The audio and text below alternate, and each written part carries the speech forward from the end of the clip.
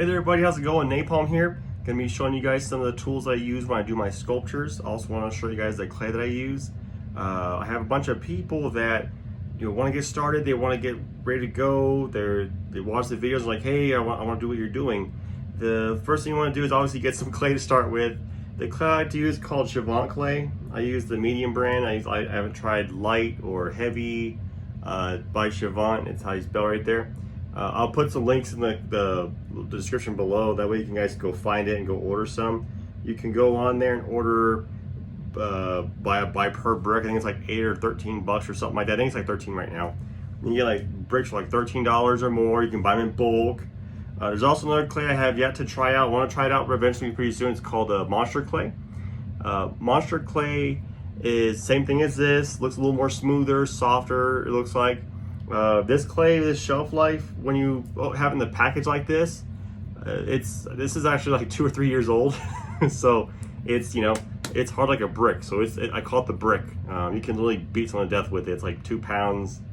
Yeah, you could beat someone to death with this thing. It's just but this is a couple years old. It's still like one show up in the package. Have at it.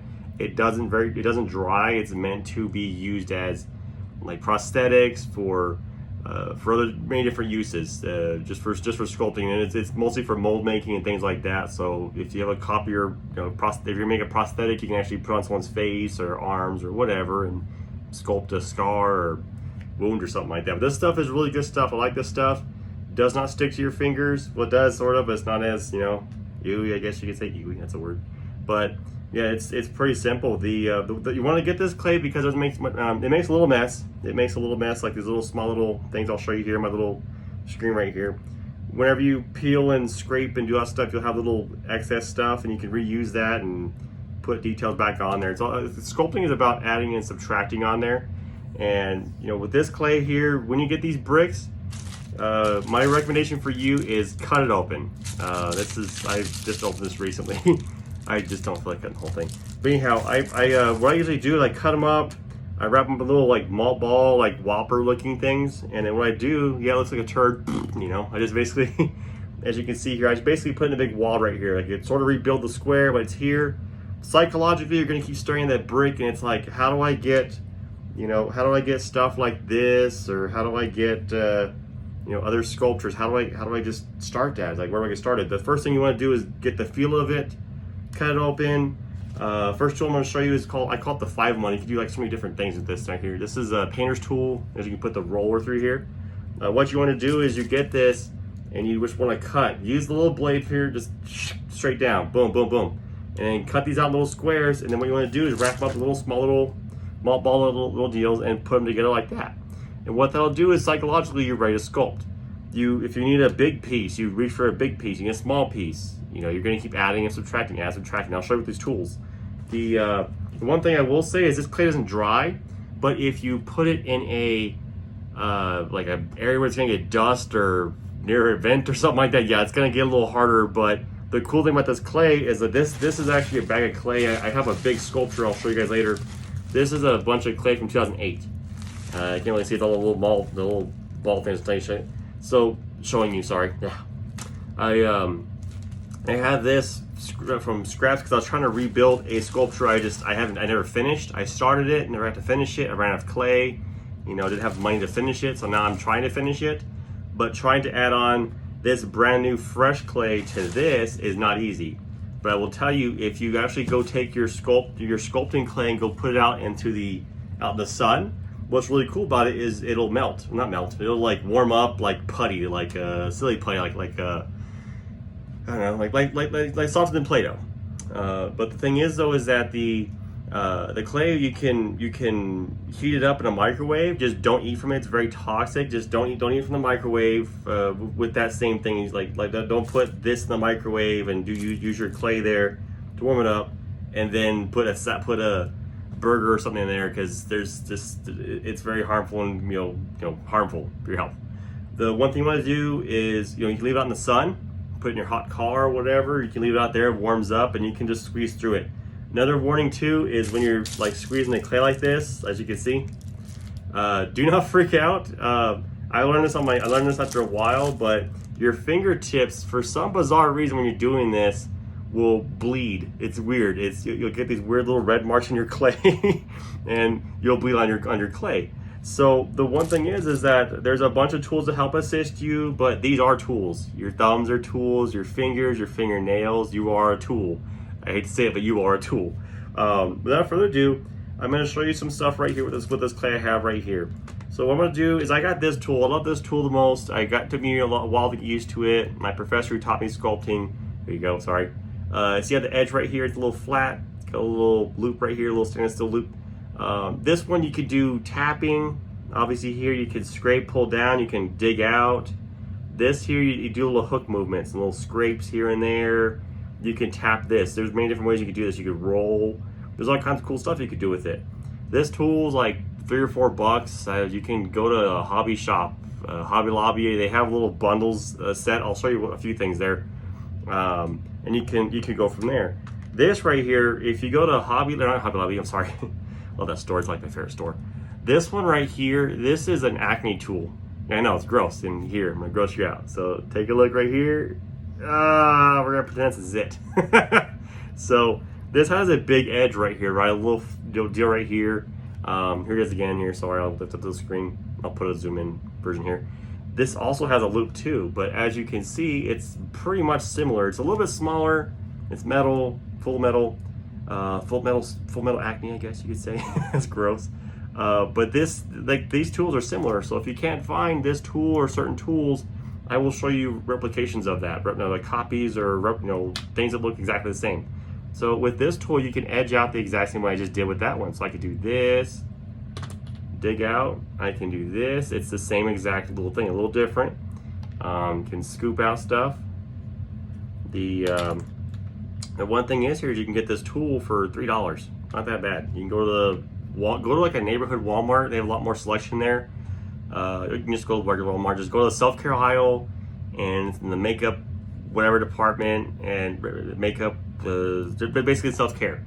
Just look on the walls there. It's like $3. You can get this. You can get a whole set if you want to. There's different acne tools there. It's really disgusting, but if you get this and you get a pair of pliers, you can straighten it out and have the exact same thing as this. It's no biggie. The clay, however, I'll put a link on there. You can order it, do that. If you get other clays, they're a little bit messy. I'm not a big fan of Sculpting type clays because they're messy, they dry out. They're supposed to be just one-time use things. I don't like it. Stupid. This one I like to reuse over and over and over, and if I don't like an idea, I smash the crap out of it and reuse it. Professor I knew for art, it's another tool. This is, I don't know, my sister had this for anatomy, she had it when she was doing mortuary school. She had to recompose a person's face because they shot with a shotgun. Anyhow, she had to redo this stuff. She had a lot of her tools. She gave it to me. And this one's really cool because you can tap and do all kinds of really cool little designs, little tap-ins here. And this, oops, sorry. Wow, watch out. Don't lose track of your tools. This has got like a little X-Acto blade on there. Just be very careful. You can cut yourself and it will ruin your day. But you can cut like this. You can tap. There's all kinds of different ways you could use this tool. There's so many different little things for this one. This one's a good tool to have. It's nice. You don't necessarily need to have unless you have a specific thing. This one's like a scalpel. It's weird. It's like I like to use this one. It's like a little blade. It cuts off big chunks, and it's got this little. Looks like when the dentist puts it in your teeth. I'll put a little screen up here. You can tap. You can make little eyeball things in there. You can pull away, dig out stuff. It's really cool. So go ahead and take your tools out if you have them. If not, just follow along.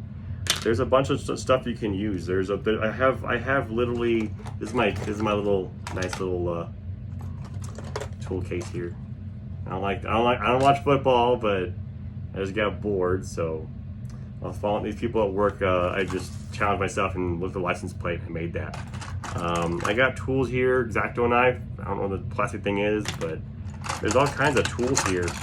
This is more for like bigger scale. This is like ceramics and kind of things like that. This is actually a soldering iron, and the guy was gonna throw it away. I thought it was too cool, So the thing you want to do is try these tools out. I'll show you what they do. Like this one, for instance, I'm pretty sure you guys have probably seen this one. I call it the rake. It hurts your fingers like crazy. It sucks. But the cool thing about this tool, I love this the most, is you can scrape details in there, right? Put little fur or put hair or just some texture, right? So you can just go ahead and do this. This has a square so you can cover a lot of areas. If you're just trying to get one area, you can just do this one loop right here. Just maybe you missed a patch or whatever, you can just go right here and you get these cool little fur looking, you know, textures here. The other thing is here, there's other tools that have different textures and designs on here, right? This one has like a little weird, this is like a smaller scale thing. I'll take pictures of that too. The one thing is you have all these tools. This one, if you're gonna make skeletons or like a dead ram's skull or something like that, you got these. This tool is really cool. It's got little ball ends on the end. You take your tool here, and you can actually dig in and do this and make a little slot. You can make a smaller one. You can get the, where is it at? So I got my tools everywhere. There you go. It's like a itty bitty one, my dad would say. Do this. You could do little taps. You can make little polka dot things. The one cool thing is I will show you is very costly, very costly. This is saran wrap I got from burrito, like not burritos, tortillas. Like there's a brand called Roberto's. It's like saran wrap. It's just cut up in little squares. You could use this to your advantage in so many different ways. So this is what's cool. So I have these textures and designs here. Make another one here.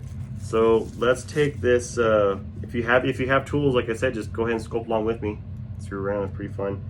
What you could do is you could make lines here, right? Make little lines. Follow along. There you go. Make little textures. Now notice you can see like the little rough textures and edges on here. It's got this little messy deal right here. What you want to do is you can hide those. My grandpa used to say that art's no mistake. You can hide your little mistakes, whichever. Or if that's on purpose, you can do that too, because you know art's an accident and all. You can go over those lines and make different ones. You know, hide them. We'll pretend this is hair, I guess you could say. What you want to do, go straight, go over this way, go right, go straight, and do little patterns. If you want to change your patterns depending on whatever, it could be hair, it could be a feather, little lines and stuff, but this, what again comes out with, it's very smooth, it's hidden, and you know, it's got a little bit of mess here, and if you want to, I use 90% or more because it's a little bit different, but you can use water as well. You can use water, put water in your thumbs and blend something in and smooth it out. It takes water pretty decently. This alcohol, what you can do is you can get this alcohol and get yourself a little brush here, which I have right here somewhere. Aha. You want these certain brushes too. These certain brushes have little edges on here. You don't want like the big old painter, super duper. You want like a tough edge right here. I call it the tough edge. This is taking some clay. So what you do is you get your little alcohol, which apparently we used up a lot. Okay. So when you have your little deal here, it's smooth as it is. Whenever I finish, that's when I use the alcohol, but other people use it during. But as you can see, it eats up the clay and it will subtract stuff. It blends stuff in pretty well, and it's as if you were never there. People are gonna wonder, how did you do that? Did you use a 3D printer? You know, you can say, yeah, I did. It was me. The cool thing is you can blend in. As you look at, as you see here, it's a little bit faded out here, but it'll dry up. But the thing is that we don't see any little blemishes, little other deals. So success, win. This is called a stipple sponge. This, I'm not sure where you can really get this from. You can probably get it from, like Harbor Freight or wherever else. I'm not sure, but this is a cool tool because you can scrape on details and give it textures like this. You can give it weird little deals. I would say you could use little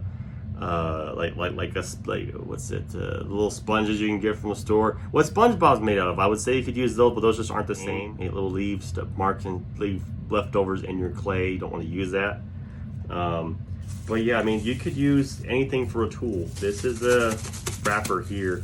I made some friends with a bunch of painters. This is actually, you cover it up, you don't paint everywhere.